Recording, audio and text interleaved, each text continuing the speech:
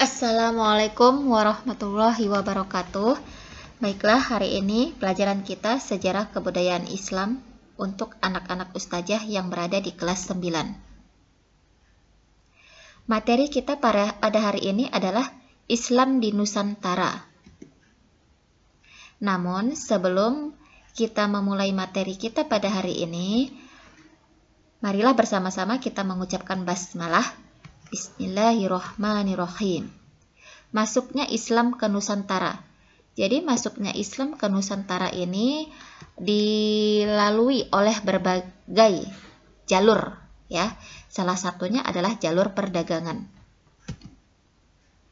Sejak abad ke-7 sampai abad ke-16 Masehi, pedagang Muslim dari Arab, Persia, dan India yang datang ke Indonesia telah ikut ambil bagian dalam kegiatan perdagangan. Pedagang Muslim yang berdagang ke Indonesia semakin lama semakin banyak, sehingga mereka membentuk pemukiman atau pedesaan. Dari pemukiman inilah mereka berinteraksi dan saling berkomunikasi dengan warga setempat, sambil menyebarkan agama Islam. Jalur yang kedua adalah pernikahan. Para saudagar Muslim yang masuk ke Indonesia banyak yang menikah dengan warga lokal. Warga lokal ini adalah warga penduduk asli Indonesia atau yang sering disingkat dengan pribumi. Sebelum perkawinan berlangsung, para wanita pribumi yang belum beragama Islam diminta mengucapkan syahadat sebagai tanda menerima Islam sebagai agamanya. Melalui proses interaksi seperti inilah penduduk pribumi lambat laun mengenal nilai dan ajaran Islam.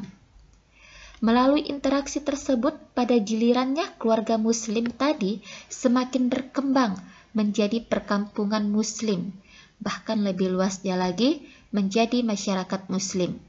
Masyarakat Muslim inilah yang di kemudian hari berkembang menjadi sebuah kerajaan dan dinamakan dengan kerajaan Islam nantinya, akan kita pelajari di bab-bab selanjutnya. Jalur yang ketiga adalah pendidikan. Penyebaran ajaran Islam melalui pendidikan dilakukan setelah terbentuknya masyarakat Muslim pribumi tadi.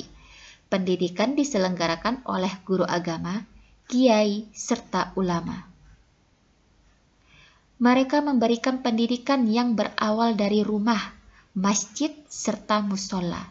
Setelah itu, mereka mendirikan madrasah dan pondok pesantren untuk mendidik generasi muda yang tertarik menjadi peran santri. Pesantren ini terbuka bagi siapapun dan dari daerah manapun.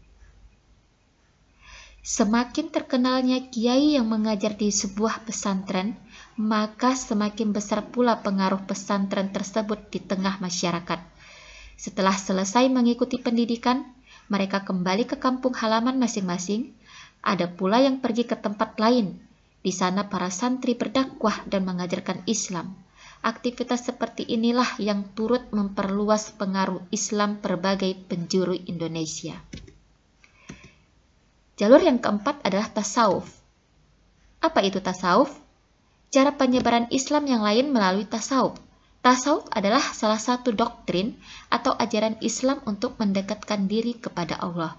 Jadi ini tasawuf salah satu metode jalur penyebaran Islam di Indonesia melalui pendekatan tasawuf. Yang kelima adalah melalui jalur kesenian.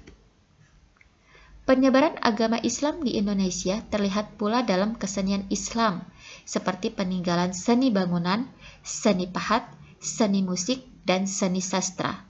Hasil-hasil seni ini dapat kita lihat pada bangunan masjid kuno di Aceh, Demak, Cirebon, dan Banten.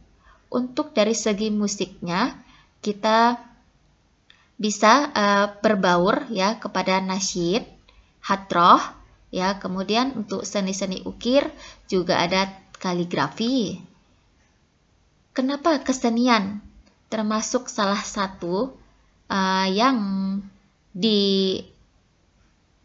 termasuk salah satu jalur bagi masyarakat ya masyarakat Indonesia mengenal Islam? Karena kesenian adalah salah satu unsur kebudayaan, sehingga kesenian mengambil peran penting dalam titik penyebaran Islam melalui budaya. Nah, anak-anak ustazah, itu tadi adalah beberapa ya jalur-jalur atau bagaimana cara prosesnya Islam bisa masuk ke Nusantara melalui jalur apa saja. Tadi sudah kita bahas ya. Nah, selanjutnya kalian akan diberikan tugas. Jawablah pertanyaan berikut dengan baik dan benar. Yang pertama, bagaimana proses Islam masuk ke Indonesia? Yang kedua, berikan contoh nyata yang ada di sekitar kalian tentang masuknya Islam di Indonesia. Yang ketiga, apa hikmah atau pelajaran yang kalian ambil dari masuknya Islam ke Indonesia? Oke, cukup sekian anak-anak ibu, anak-anak ustazah. Terima kasih. Sebelum kita mengakhiri pelajaran kita pada hari ini, marilah bersama-sama kita mengucapkan hamdalah. Alhamdulillahirabbil alamin. Assalamualaikum warahmatullahi wabarakatuh.